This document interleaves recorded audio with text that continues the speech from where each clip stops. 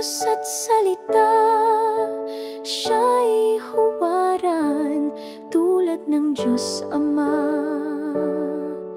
Siya'y maasahan.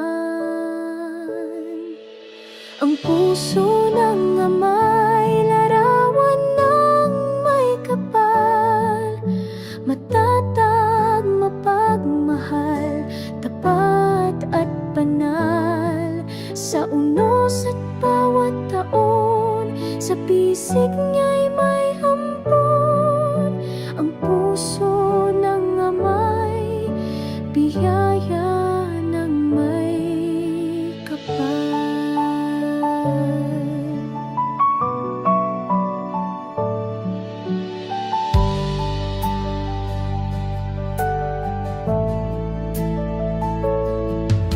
Tahimik na lumalakad sa landas ng tapat, nagsasakripisyo, laging handang mag-alay.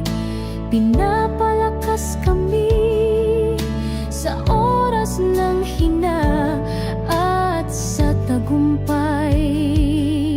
Siya'y una sa tuwa. Ang puso ng Ama'y larawan ng may kapal, matatag, mapagmahal, tapat at banal. Sa unos at bawat taon, sa bisig